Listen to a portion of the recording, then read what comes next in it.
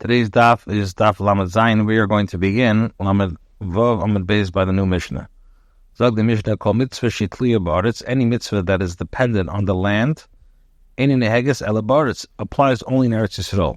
She'edet tliya ba'aretz, and any mitzvah that is not dependent on the land, neheges ben bechutz la'aretz ben ba'aretz ben bechutz la'aretz. It applies both in Eretz Yisrael and outside Eretz Yisrael. Chutz min ha'orla v'kilayim, except the mitzvah of orla and kilayim, which apply even outside of Eretz Yisrael.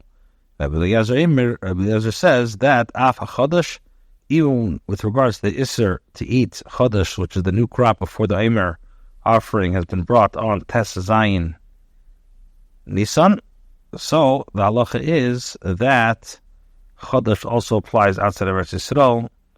In the Rishonim, there's a big discussion now about chodesh b'zman hazeh, if it applies or not. And but Pashut Pshat, the Blazer Eimer, af ha'chodesh, even chodesh. What does the Mishnah mean by saying dependent on the land? And what is meant by things that are not dependent on the land? If you're going to say the mitzvah is called tluya in a case, the chsiba bia, where the pasuk is written in regards to coming into Eretz Yisrael, ushin tluya, and things which are not tali, which means the like chsiba bia, which doesn't speak about going into Eretz Yisrael. By tefillin and petach hamar, the halachas of tefillin and petach hamar, firstborn donkey, being paid to the firstborn donkey, the chsib b'hen bia, which it speaks about, the Torah uses the expression of kisavayu, about coming in to the land, and v'negin ben ba'aretz ben b'chutz la'aretz, and it applies both in Eretz Yisrael and not in Eretz Yisrael. So, what exactly does tliya b'aretz mean? You can't say when the Torah uses the expression of bia, because bia is used by tefillin and petach hamar, and it's neg in chutz la'aretz as well. So Rabbi Yehuda, we had to explain this is what the Mishnah means to say. Any mitzvah that is an obligation on the body, in other words, it's an obligation on the person, heges ben ba'aretz ben bechutz la'aretz applies both in Eretz Yisrael and outside Eretz Yisrael. Chayvus karka, an obligation on the land, a mitzvah that applies specifically to the earth and its growth, and in Heges ela ba'aretz applies only in Eretz Yisrael. Minan, immediately from where do we know this? The Tanna Rabbanan, the Torah says, Eila ha-chukim. Torah says, these are the chukim. Eila ha-midrashis. Which refers to midrashis. So ha-mishpatim. What does mishpatim mean? Eila ha-dinim, these are the halachas of moment. Asher tishpanun. When the pasuk says, Asher tishpanun, so Mishnah, this refers to the Mishnah. Allah says Zoom mitzvah. This refers to actual performance of mitzvahs. The Brisa continues, Ba'aretz, in the land, you would think that all mitzvahs apply only in Eretz Yisrael. That's what the pasuk says.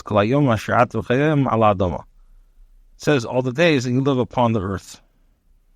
Now, if all the days, so you would have thought that the mitzvahs apply both in Eretz Yisrael and outside Eretz Yisrael. That's what the Torah says, but it's in the land. Achar shiriba kosav amiyat. So once the pasuk includes outside of Eretz Yisrael and also excludes areas outside of Eretz Yisrael, so how is it determined which mitzvahs apply outside of the land and which do not? So he says, the Raisa says, go and learn from what says in regards to a different issue, which appears in the next pasuk, you shall destroy all the places where the nations that you are to dispose serves the gods. Just like Avodah Zarah is distinct, that is shechevus haguf, it's an obligation on the body, and it's neg in both places. So too, all mitzvahs is an obligation of both of the body, applies both in Eretz Yisrael and outside Eretz Yisrael. So mitzvahs that are an obligation connected to the land only in Eretz Yisrael. The Mishnah says that the mitzvahs apply that are mitzvahs tliyas ba'aretz, except for chutz ben ha'orla by kilayim, except for orla and kilayim. So they asked the Shaila, Rabbi Eliezer, the kula polig or the chumrah polig? Is Rabbi Eliezer disagreeing with the first Tana? Does he mean to go more lenient, or does he mean to go more stringent? The Gemara explains. The Chumra Pali does Rabbi Elazar disagree with the first Tana, and the Kavana is to go more stringently, and this is what the first Tana Kama is saying, that all mitzvahs that are totally baritz, that all mitzvahs that are dependent on the land applies only in Eretz Yisrael, except for Arla Kilayim B'Chsag, which is Allah HaMeshim Sinai, that even though it's a chayvus, even though one could say that each of them is an obligation of the land, and should apply only in Eretz Yisrael, nevertheless they are obligated outside Eretz Yisrael as well.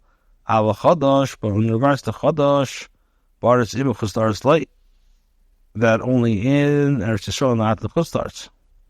My time, what's the reason? Because the Torah uses the expression Moishav dwelling, which is mashma after the inheritance and the settlements, when they're actually in Eretz Yisrael. And therefore, and based on this way of learning, and Rabbi Elazar comes and he comes to say that that it applies in both. My time, what's the reason? Moishav, Torah says Moishav, and in dwelling places where you dwell. This is one possible way to understand the machlekes, according to which Rabbi Elazar is more machmer than the Tanna Kama. Or the Kula Palik. Or do you say no? He disagrees in regards to the Kula. This is what the Tanna Kama means to say. Except Arla Kilayim, which is Allah HaMeshim Sinai v'Kol Shekei Chodesh, and for sure Chodesh D'Meishav v'Chomakim Shatin Yeshim. And V'asar Rabbi Elazar L'meimer Chodesh in Nega L'Bars. And now Rabbi Elazar comes and tells me that Chodesh is not neg only in Eretz Yisrael. D'Meishav L'Achidush V'Shiva Mashma. My af. What does af mean? It means Akamaisa. Now we presented two ways to which one can explain the opinion of Rabbi Elazar. So where one wants to try to prove which one is the correct way. Toshma, come and prove. Number by says Man Tana the Polag Allah Rabbi Elazar. Who is the Tana that disagrees with Rabbi Elazar? Rabbi Shmuel. It's Rabbi Shmuel, the Tanya, version of Brisa, and with regards to the bringing of the Nesachim with the Karbonis. Landacha comes to teach you that whenever the terrace is dwelling, in Ela should be Shiva, David Rabbi Shmuel. It means after the inheritance and settlements, these are the words of Rabbi Shmuel. Rabbi Akiva says, Are Shabbos, but in regards to Shabbos, Shenera Bay, which the Torah uses the expression Moishav, his dwellings, when the Hegas Ben Ba'aretz, Ben B'chuzdaretz, and applies both in Eretz Yisrael and outside of Eretz Yisrael. Rabbi Shmuel tells Rabbi Akiva, Shabbos Kal V'chemer. Shabbos is derived through Kal V'chemer.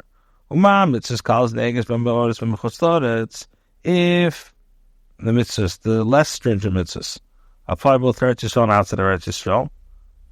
Shabbos Chamir like Koshin is not more reasonable that Shabbos should apply everywhere.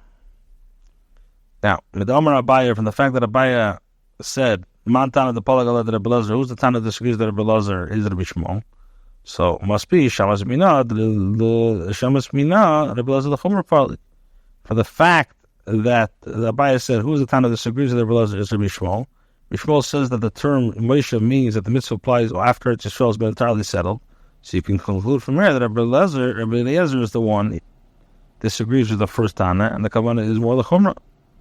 And he maintains that the term Moshe means wherever a Yid is located. The Gemara Shramina. Yeah, you can conclude from the Raisa that this is Takaso. Now the Gemara asks an incidental question with regards to Bishmol's opinion. Where does Bishmol stand? To which specific mitzvah is he referring to? So on the Sachim, he's referring to the obligation to bring Nisachim, from which he can learn that all mitzvahs that feature the term dwelling applies only in Eretz Yisrael has been conquered and settled. He says like this: Bin Nisachim, with regards to the Nisachim libations, via Moshe Ksiba, both the term coming and the term dwelling are written. So how then can Rabbi Shmuel give the example to teach about cases where only dwelling is written? So our answer is Hachikamar. This is what the Bryce is saying. So whenever both coming and dwelling are stated, it applies only after inheritance and settlements. These are the words of Rabbi Shmuel. Where asks Yachi, if so, if so, then the Cheda, Rabbi Akiva said to him, and then he says Shabbos of Kal V'chemer. Name Eloi. But then Rabbi Shmuel said to Rabbi Akiva, I say my principle only with coming and dwelling are both written. And in the case of Shabbos, the pasuk states only the idea of dwelling. So the answer is Choda v'ed Karmali. Shmuel states one reason and adds another reason. Choda dano b'yom kamina. One reason is that I say that my principle only when coming and dwelling are written together. But another reason, the Kamris had a Shabbos number of Shabbos, with regards to that which you say, that in the case of Shabbos, in which are written, Shabbos kol v'chemer, Shabbos is right or kol v'chemer.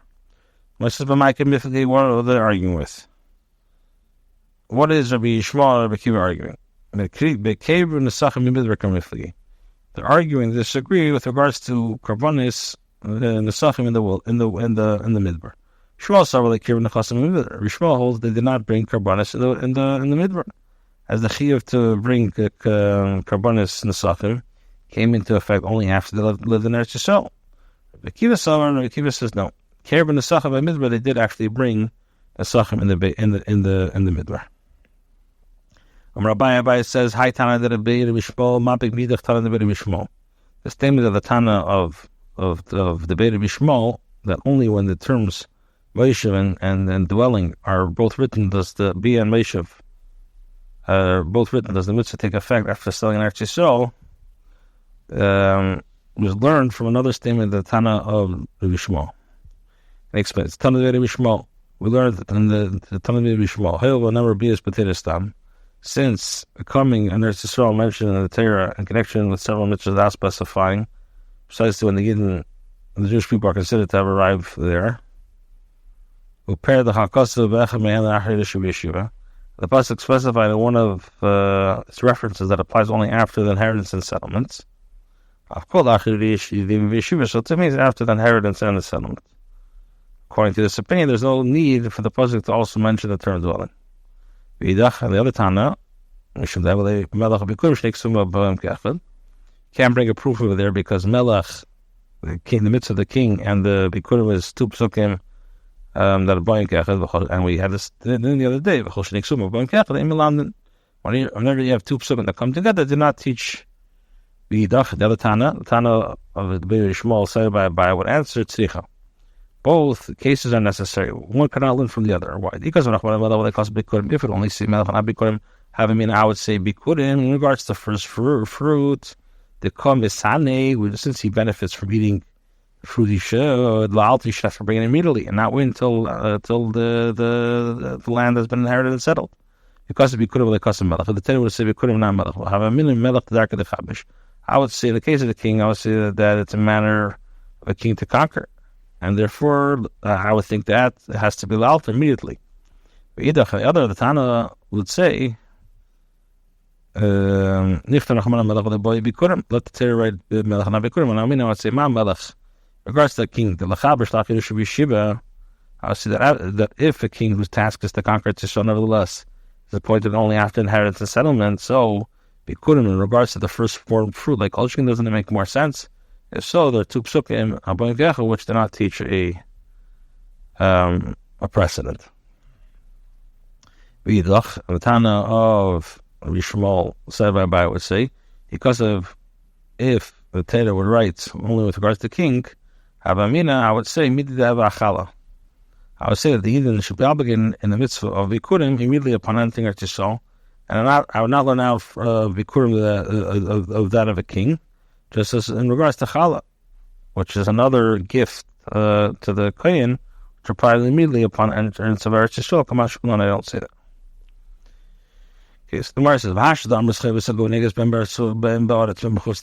so now that you said that the obligation of the body applies both in Eretz Yisrael and outside of Eretz Yisrael, so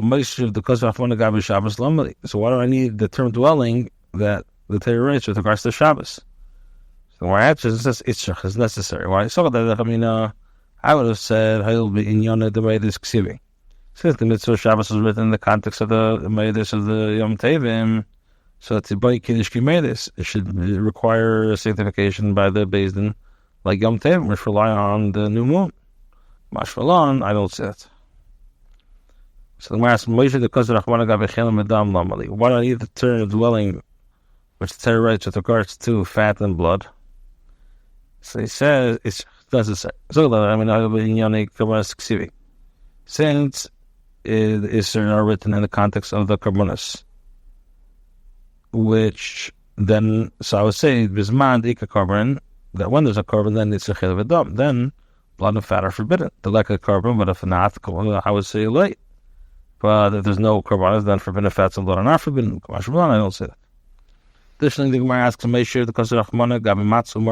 do I need the term dwelling, which the Torah writes for Matzu Mar? It's something that the Torah says they shall eat the offering, the matzah and bitter herbs. So I would say, in when there's a carbon pesach, yes, one must eat the matzah and matzah and bitter herbs and mar.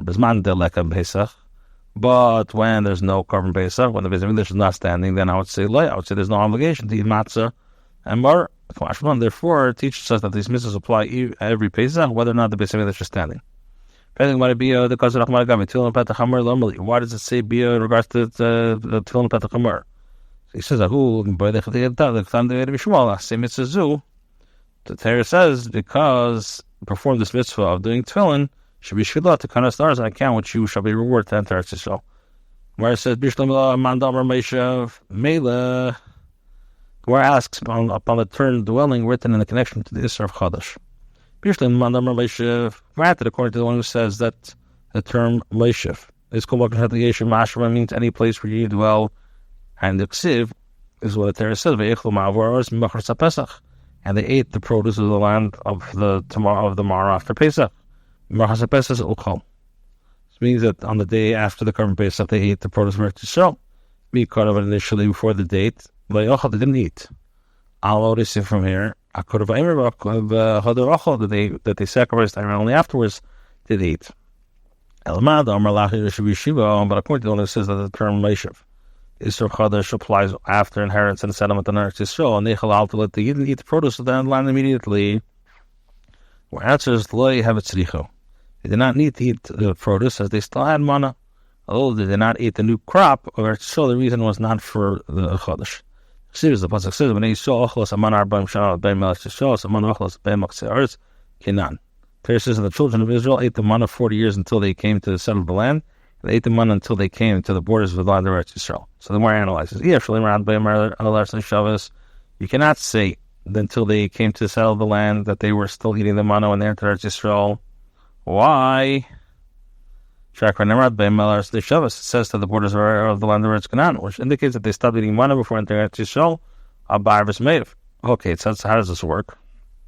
Now, usually Eretz Canaan, okay, it said. He says, Moshe passed away on Zion Other, and I'm on stop. And they ate the manna that was left in their vessels until the 16th of Nisan, even after they entered Eretz Yisrael.